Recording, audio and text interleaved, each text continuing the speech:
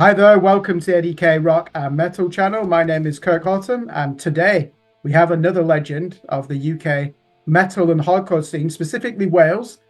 And actually, I think we can even say specifically Swansea in Oh, this regard, because you are probably the most famous heavy guitar player from that city. So I'm talking to our viewers about James Isaac, better known as Jim Bob from the band Taint, Park, and he released his solo album last year under the name Silverburn. So before we get into it, James or Jim Bob, just give us an idea. What have you been up to today? well, hello. Thank you for having me. I just tattooed somebody today. It was fun. And I just bought my dinner. So it's been a good day. Can I have a guess where you bought your dinner? Did you go to Sainsbury's? No. Mini Tesco. Mini Tesco. Yeah. That shows you're in a rush tonight then, doesn't it? Yeah, yeah. Well, it's my go-to. I guess I'm quite what's the word? Habitual in a way with my eating. And yeah. I don't always go for treats. I'll get some staples and stick with it and then I'll hit the gym in the morning. So it all kind of ties together in that kind of way. Yeah. No, I've got a Tesco extra on my doorstep as well, and probably not habitual. I just use it when I've run out of things. Mm-hmm. Often milk and bread. But let's get into the interview then. So let's start with a look back on 2023 because we're only in January, aren't we? 24. Yeah. You released your debut album, Self-Induced Transcendental Annihilation, under the moniker of Silverburn. Yeah. So, other than releasing the album, what are your proudest achievements of last year? Okay. Well, I think one little interjection could be to suggest that it's my debut solo album. Sorry, yeah. That's okay. Just to clarify for listeners and viewers, it's my solo album, and I wrote, performed, and recorded every instrument on there, real deal, legit, real drums, etc. So just to clarify that for any new people who don't know who the hell this weird looking guy is. So, um, but sorry, highlights from last year. Is that what you said? Yeah, because obviously you can say releasing your debut solo. And what else stood Yeah. out for you last year from what Um, you achieved? well, in terms of the musical side of things, yeah, releasing the album, getting some nice reviews. We did some good shows straight off the bat. Our second show was Arctangent Festival. Then straight up with we did a few shows with Mutoid Man. Um, and then a big highlight for me to finish the year. Well, first of all, let me also add Soul Crusher Festival in the Netherlands, which is a killer festival. That was like our fourth or fifth or maybe sixth show or something. So to be able to have got those kinds of opportunities straight out of the gate was really humbling. At the same time, I felt equally deserved. I'm not gonna sort of play the faux humility thing. It's like when you feel you've earned something, then by all means, I think you should uh, be free to sort of celebrate that. You don't need to like keep yourself down, and I find that the faux humility can just be a tad. Uh, anyway, you know what I'm trying to get at. Like the footballer who scores a hat trick and then gives an interview and says, "I couldn't do it without the team." That's what you're talking about, isn't it? Come on, Yeah, you scored a hat trick. something like that. But also, yeah, big highlight to end last year was we went to Europe with myself and my live band Silverburn. We went to Europe with Dead Guy, a classic, very innovative, noisy hardcore band from New Jersey, who big influence on me back from way back in the day. And they reformed before lockdown 2, 3 years ago or whatnot. And I actually helped instigate them coming over here from New Jersey. I actually put them together with Damnation Festival. I kind of actioned that from behind the scenes. Um, and then that led on to their booking agent booking 3 shows. So um, I took Silverburn over there and we did it. And we had a really good time with those guys, and it was really beautiful to have such an instant camaraderie with those dudes for just 3 shows. It kind of reminded me of some of my favorite tours from many years ago when Taint, my original long running band, Taint, having toured with the likes of Knut from Geneva, who was on Hydra Head Records, the camaraderie and brotherhood we had with them, or my Canadian friends, Ken Mode. Sometimes you can find yourself doing tours where there's not necessarily a camaraderie vibe between the bands, and it starts to just feel like a fucking day job, And so it was super refreshing and fun to immediately stoke that kind of friendly camaraderie, brotherly vibe with Dead Guy, and that means such a huge amount to me. Um, like I've said in other interviews regarding my fantastic friends and older brothers, Clutch, having like a real connection with those dudes, or like the aforementioned Knut, or it was nice to add Dead Guy to the list of dudes that we truly got along with. So that was a huge highlight for me for last year. Yeah, I can understand that as well. I mean, I remember I discovered Dead Guy through the Dillinger Escape Plan, really. Yeah, When you get into, I mean, I wouldn't really call Dillinger Escape Plan a gateway band because they're so heavy and complex, but yeah, through them, I discovered Fixation on a Co-worker, and I agree with you. That probably is the first mathcore album, isn't it? So absolutely. heavy. Yeah, yeah. And at the time, I discovered Dead Guy via the Victory Records compilations, Hmm. circa what, 94-ish, Yeah, 95. They'd already broken up by that point. But straight away from that first initial exposure to them, it was like, what is this twisted madness? And much like Keith Huckins says in the documentary, you know when Dead Guy was around, metalcore didn't exist. no, That wasn't even a thing. It was hardcore, and it was Dead Guy, playing on bills with whoever, Snapcase, Earth Crisis, whatnot. So yeah, it's been over the decades. I couldn't quite believe myself how the term metalcore evolved and started to really become represented by bands that to me were just like, what is this? radio rock with Yeah, it's like breakdowns. kind of Yeah, radio fashion metal or something like that. I don't really understand, I don't get it. But so, um, yeah, I'm sure much like yourself, well, even if you may have discovered someone like Dead Guy via Dillinger, that's an equally valid route. But anyway, yeah, so it was the Victory yeah. Records comps where I got into that stuff. Just a quick one on Ken Mode. What's Jesse Matthewson like then? He posed some phenomenal poses for the camera. Is he as quirky and got a dark sense of humor as he suggests on some of those pictures? Yeah, they are quirky, dark, strange individuals, and I hope to yeah, tell them that again. It's been a while. I haven't seen them for a while, so we'll catch up this year, I think, at some point. So yeah, he's a long distance friend, and he's helped me a lot, and we had good times on tour together. So yeah, we have a lot of we have some things in common, and Yeah. yeah, Because I mean, if you look at it, you've been in this industry really since the turn of the century. I mean, you want to say in the industry, Rise Above Records, Season of Mist. So you've been on some of these very prestigious labels, haven't you?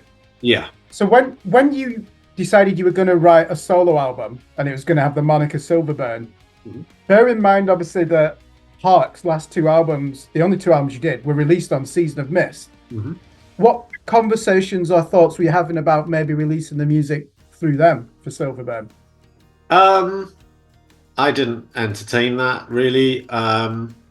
I once I sort of started realizing that I was about to undertake writing the album, I sort of made a point of being basically attaching so little to it in terms of like, oh, I want to get it released by this label, or I want to do that, or I had to like consciously strip myself of any kind of expectation whatsoever. And I think, once I finished I basically, because I wrote the album entirely at home first as a full 8 song album in like a digital demo format, which then allowed me to train the physical drums for the following year. So everything was constructed and written and as songs from the get-go at home. Then I started the drum practice for a whole following year to be able to physically, actually pull off what it was that I needed to pull off or achieve. Um, and so during that process, I, if anything, I suppose I was more open to it being a DIY release, and because it stemmed from within the COVID lockdown environment, that kind of also added to why I wanted to remove all kinds of expectation. It was like an apocalypse. It's kind of like an apocalypse record as well as being like a healing record and a defiant, motivating, empowering record. Um, and so, because of wanting to um, sort of be so real with it, if you get what I mean, and to be kind of like so no fucks about it, I was almost at that point. I was actively kind of saying to myself, I don't even want to deal with a big label. Because, for example, Season of Mist is a great label. They're great people that run it.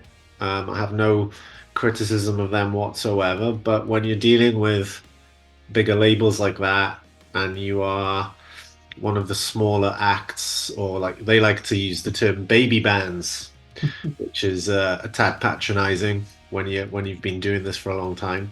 But when you're a baby band on a big metal label, you're pretty far down the ladder in terms of resources or how much resources they're able to allocate to you, which, like so many things in this world, is based on hierarchy rather than merit, if you see what I mean. So um, that kind of fed into me, as I say, that like no fucks energy. I'm like, look, I'm making this fucking record.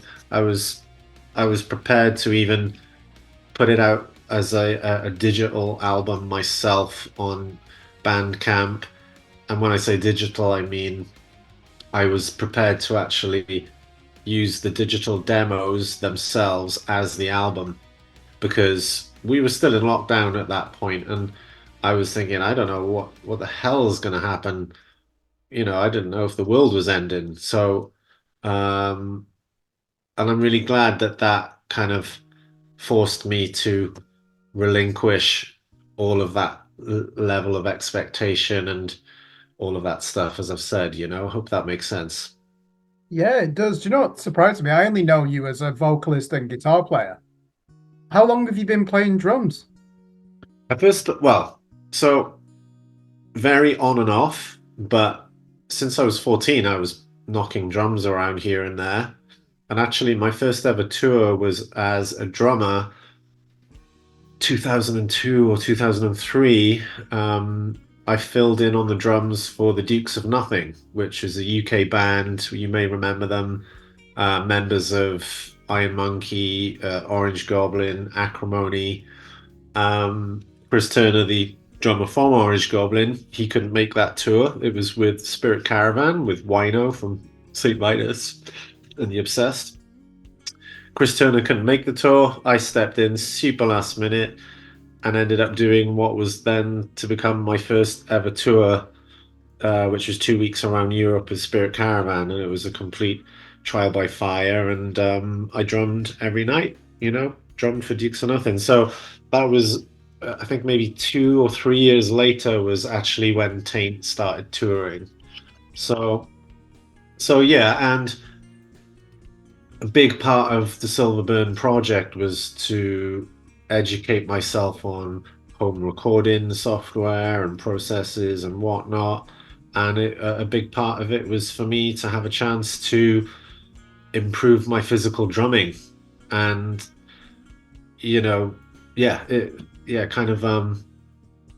all kind of unfolded, and I didn't really expect it all to unfold the way that it did. Um, as I said, when I was making the digital demos, a good friend of mine called Adam here in Swansea, he's a music audio college lecturer and musician and producer, and he told me, he said, "Well, why don't you do the drums for real?" I was like, "Well, I was thinking of buying a drum kit just for the videos," and he's like, "If you're buying a drum kit, you better fucking use it and record with it." And then I was like, "Yeah, but that's going to take me another year."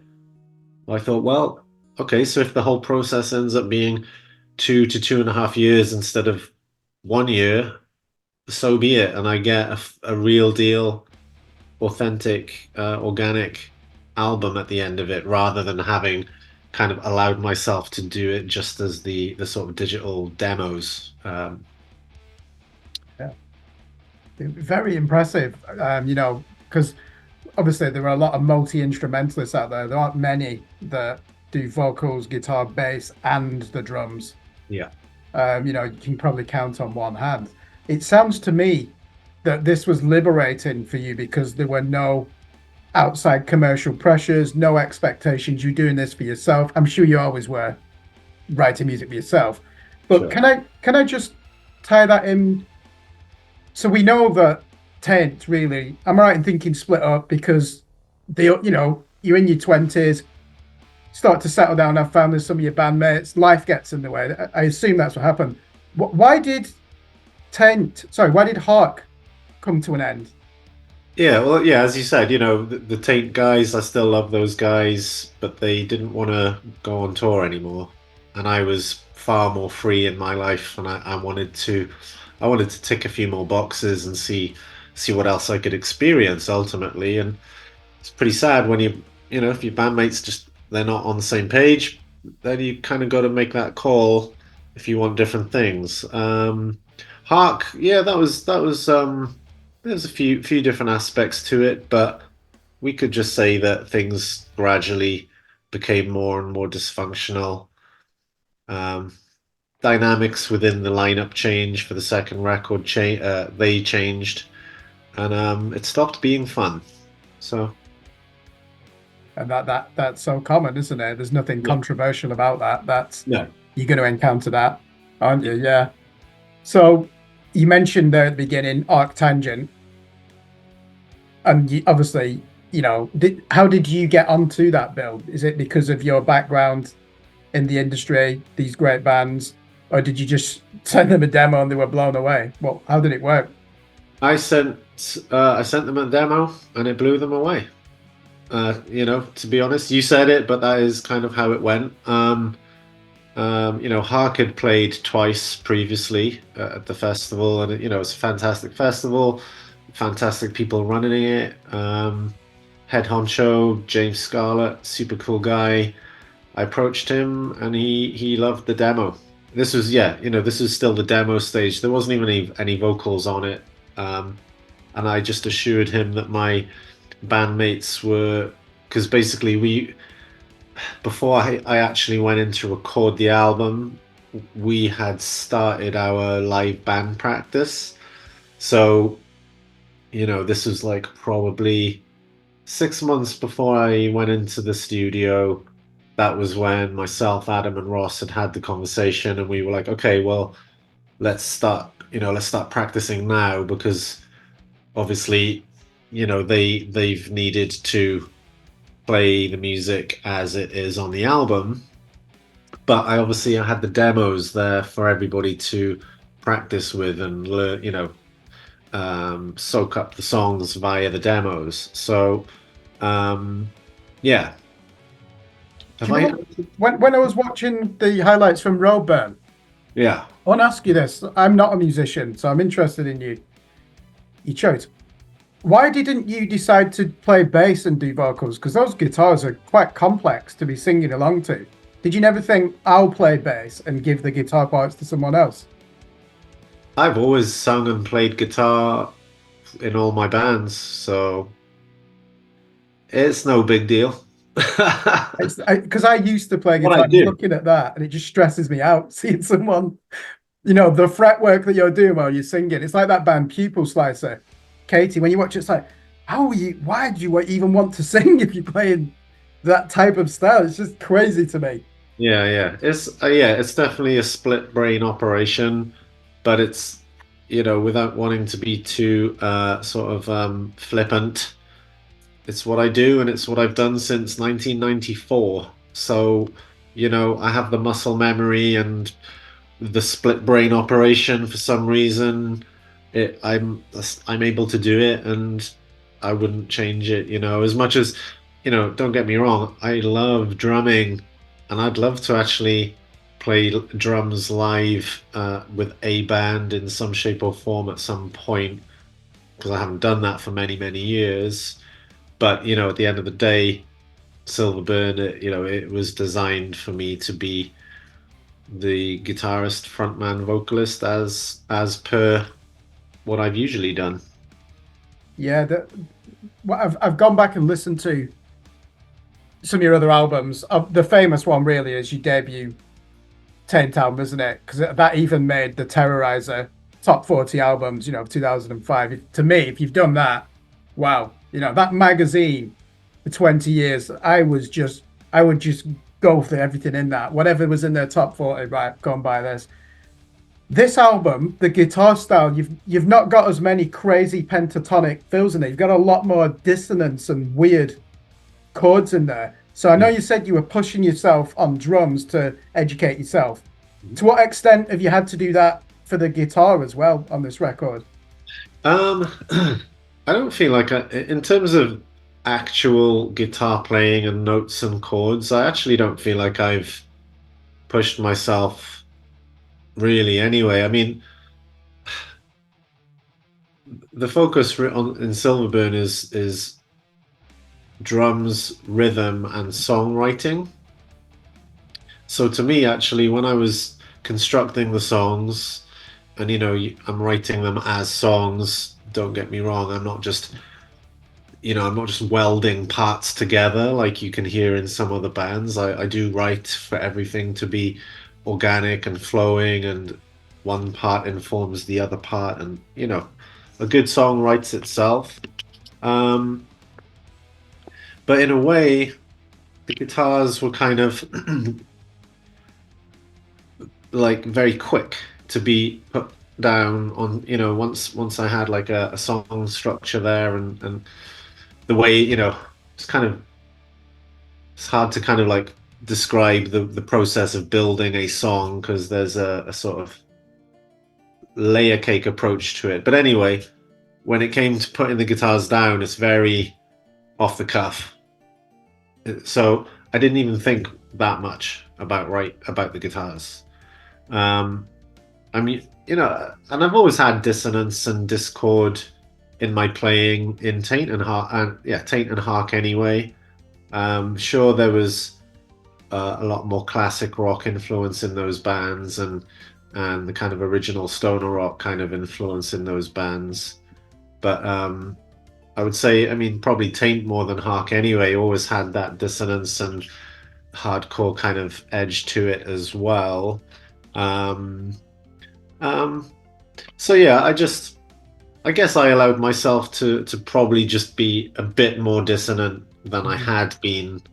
Um, and some more of those evil broken chords and stuff, which is that all comes from Voivod at the end of the day. Speak to Keith from Dead Guy, you'll see his Voivod tattoo on his leg. That's what a lot of people, when you hear all those broken chords in Dillinger, that's coming from Voivod via Dead Guy. So No, I agree with you on that. Do you know, I actually trace it back further. I agree in metal, it's Voivod. Certainly that album, Killing Technology. I think the band that really brought it through was Killing Joke. But obviously, Yeah, they're not a metal band, but they were certainly. sure. I think Voivod looked at them and thought that's interesting, and then Piggy, he just fucking reinvented thrash metal, really, didn't he? And Yeah, incredible what he was doing. exactly. Yeah, yeah. Yeah, yeah. That's See, the thing is as well. What I like about, I think your vocals, you really have that muscular, hardcore voice, don't you? Because even when you listen to some of those really tasty stoner metal riffs, you know, intent. The vocals are just so intense, aren't they? Yeah, yeah, yeah. Yeah, I mean, like in the hockey era, I did want to try and sing a bit more because that's what I was feeling at the time creatively. And I grew up with rock music. I love Led Zeppelin and AC/DC and one or two Alice in Chains records and couple of Faith No More records. So, I do love singing. So I did want to attempt trying, I'm a huge fan of the Cult. I grew up with the Cult. So I love singing. I did want to try and do that on even, perhaps even more so that second and last Hark record. Um, but as soon as I started demoing the first Silverburn track, Annihilation, well, it was a brutal song, so I immediately realized, okay, well, I'm gonna re-gnarlify my vocals, if you see what I mean. Not that Yeah, that's a real definitely. word. It adds so much, doesn't it? I think it gives certainly when you listen to Ten, it gives it a sludge metal feel as well, doesn't it? Because sludge is kind of like hardcore bands playing doom metal, isn't it? And Yeah, the vocals are so, I don't want to use the word intense. They're almost like psychopathic in their rage. They're transcendental though, aren't they? yeah, You yeah, know, and yeah, yeah. I just love how that comes through on the Silverburn record. Cool. Thank you. So what? Glad you feel that way. A friend of mine actually uh, last night told me we had a Skype. He's elsewhere, and that was one thing he picked up on. So thank you as well. That's cool. Yeah, no, you honestly just you're on top form on this album. Really, I can hear a musician pushing himself. So intellectually, I can guess, from the title of the album with the word transcendence in, that there's. I hope I don't sound flippant. That there's going to be a purpose there to discover yourself, and it's not about material gain and identity, and aggression can actually see you through to something that perhaps is quite graceful. What is the album about then? I mean, you don't have to give too much away. What do you want the message to be to this album? Well, yeah, I mean, I've been pretty open about it in other interviews. The title itself really is a way of summing up my nervous breakdown from 7 years ago, and full annihilation and then rebirth. And I realized it was my spiritual awakening, which to some people that might sound weird, and there's probably a lot of connotations or a lot of projection could be involved from others when if someone's going to tell you that, hey, I just had my spiritual awakening. I appreciate that it might be a big turn off for some people, but again, I don't give a fuck. So, no fucks, just being super honest. And I kind of coined that title one day and realized, okay, this is the record then. This is what it is. That is what I went through. It was a crazy, brutal journey, but also an incredibly rewarding and healing journey. And I thought it sounded like a gnarly freaking album title. And that also then informed why I went for some kind of um well, how do I say it, kind of wordy weird song titles as well or whatnot. I kind of felt like, well, I love like carcass song titles and botch song titles, so what if I kind of titled everything like kind of like the way those bands title their songs, but in everything to do with rebirth and metaphysics and this is really based on personal experience and my own journey, so I'm not bullshitting, and there's a whole lot more to it under the hood, but I don't even know if I'd even be able to verbally articulate everything involved. But yeah, I hope that kind of makes sense. No, of course it does. I mean, music itself is a language, isn't it? So Yeah. that communicates most of it. But yeah, the cerebral element of it, I certainly got that from it. And then also, let's look at some of these songs. So apologies for the Latin pronunciation. Vita potentia animus. Mhm. Fucking hell, there are some crazy polyrhythms on this song. I had to keep playing it back. Like, what the fuck is going on here? Can you tell us about how you even write something like that? Uh, it all because basically, okay, so I write everything by beatboxing my drum ideas into my phone. So I'll go like, and then that's the Vita drum beat. So I'll kind of like input that manually into when I'm doing the demos, I'll tap it in and edit and tap in and edit and construct the drum sections manually. I wasn't using quantization or any like preset drumming loops that you can get from these plugin packs. I tapped everything in 100% organic myself. Very painstaking, in fact. Um, um, and then when you put that first drum riff into your song, that's what you start creating an A and a B, and then you've got the following section, and then gradually the song starts writing itself, and it starts to tell you what it needs, and you build it and build it, and you realize, okay, I'm not even having an intro; it's just going to come straight in, and I know that straight away the vocals are going to be like 2 bars in. So you're making decisions as you go along. So you're like, the entire process is like constant vigilance and militant self-editing with every decision that you make as you're making it. Like when I don't know, a friend of a friend or something said at one point, or he's like, "Oh, how's your album going?" Oh, I'm like, "Cool." He's like, "Oh yeah, but that's the thing, isn't it? You just tweak it and tweak it, and it takes forever." I'm like, "No, I don't tweak and tweak it. It doesn't take forever because I commit and make decisions, and I'm brutal with myself every step of the way, and then you finish the job, and you make sure everything counts, and there's no fat to be trimmed because you already trimmed it as you were doing it, if you see what I mean. Yeah, and you got it down to 31 minutes as well, didn't you? This album, I wouldn't say I was surprised by that because when you've got something that's so chaotic, it's like let's look at Dillinger Escape Plan. We never got an album more than 40 minutes by that band. You just Yeah, wouldn't. You'd run out of energy, wouldn't you, listen to it? But I think you yeah. got it just right with Thank that you. whole 31 minutes. Thank you. Yeah, and I agree completely. And it's like, who wants to listen to a really intense album for too long? Like, you know, in fact, one album review I read, the dude criticized that it was too short and some of the idea it's a solo album, and the dude says, "Oh, maybe he should have collaborated with somebody to have some more broader ideas." It's like, dude, you clearly missed the fucking point of this album. You know what I mean? Like, it's like, no, this is all completely as it's intended to be, and collaborating was absolutely the polar opposite of the intention behind it.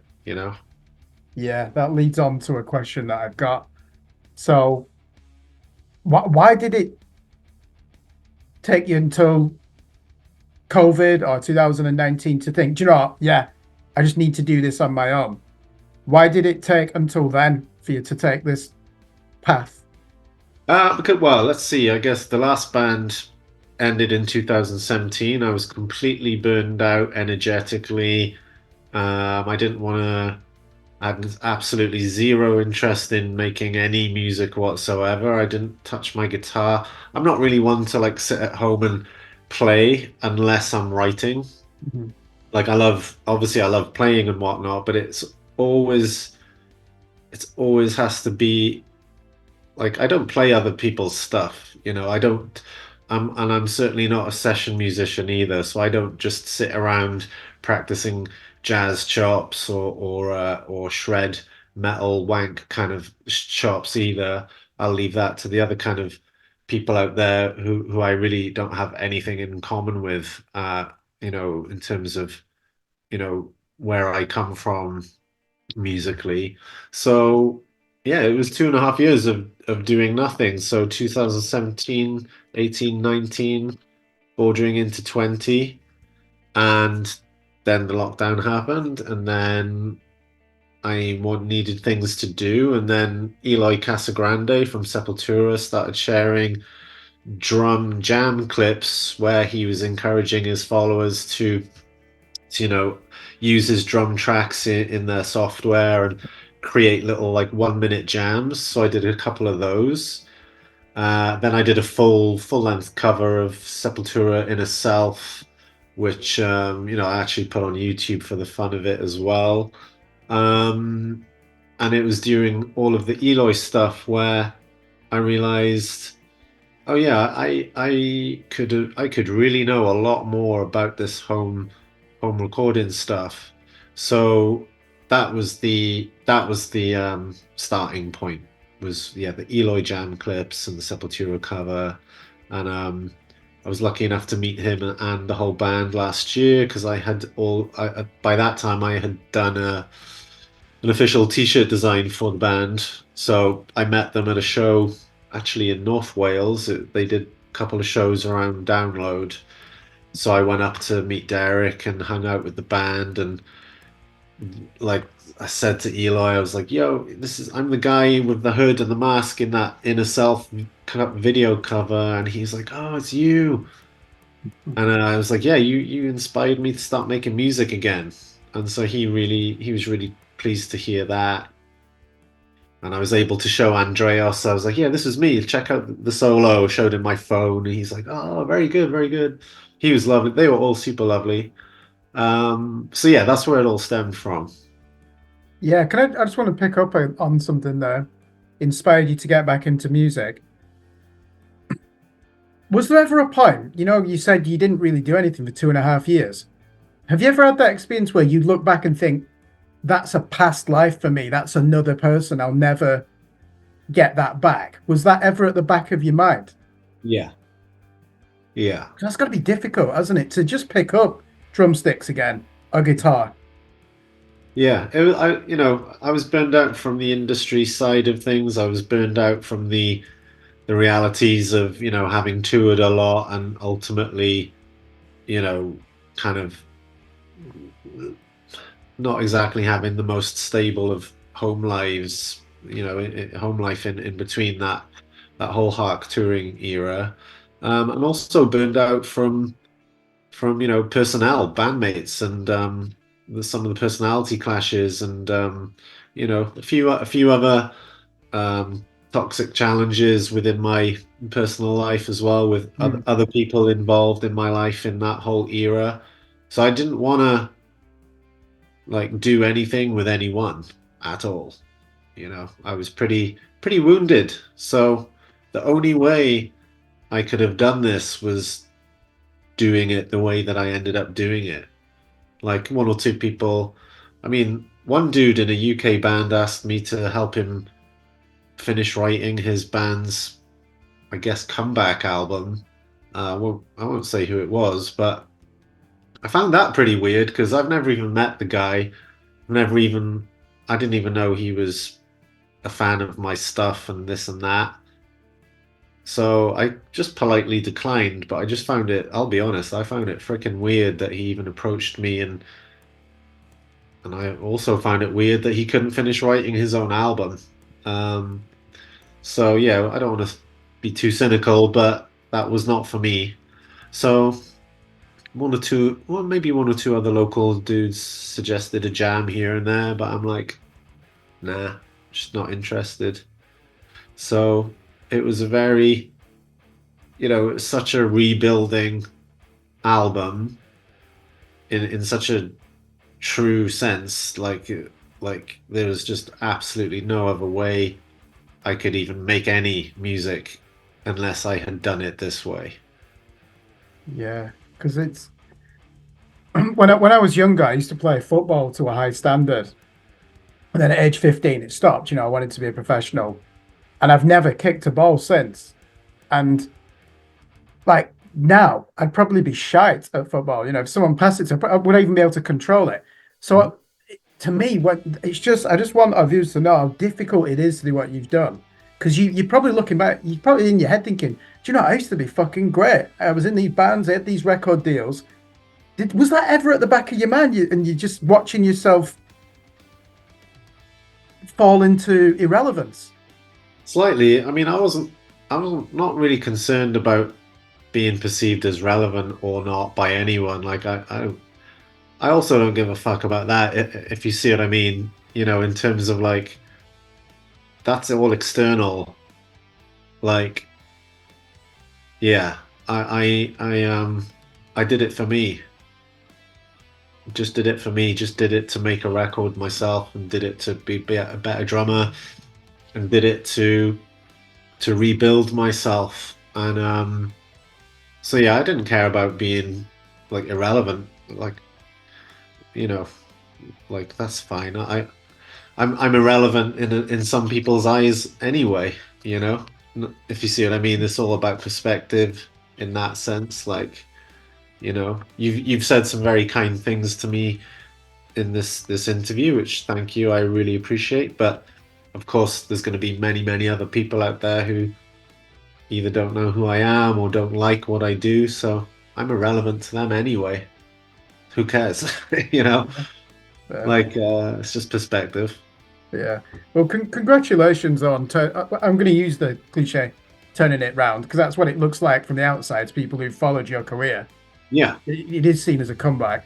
So, what? My last question: What can we expect, or what do you want to do with Silverburn throughout 2024? We've got some shows coming up and some bookings, some festivals. There's possibly some touring in the pipeline. So yeah, the three of us want to go out and smash people in the face. And that's what we've done so far. We've really enjoyed playing together. We've really enjoyed the shows.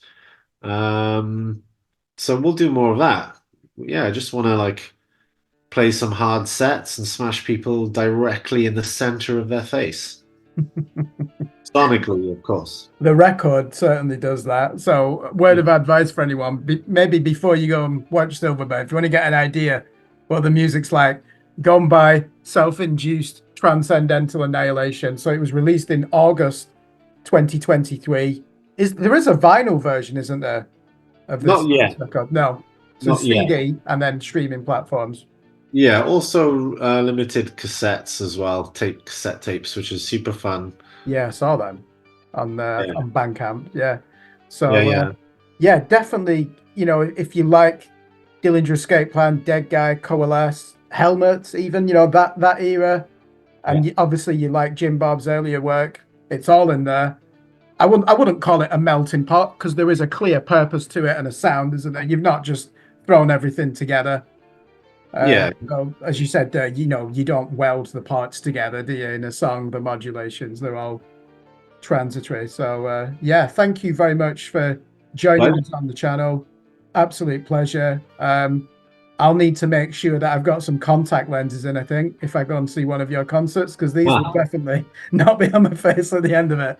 yeah, yeah. Well, hopefully we'll see you and come and say hi if that happens. And but yeah, thank you so much. It's been super fun and yeah, thank you for having, well, shared some of your insights as well. And thank you for the kind words. Super appreciated. So yeah, it's good to see you. Yeah, absolute pleasure. Thank you. Pleasure. Likewise. Take it easy.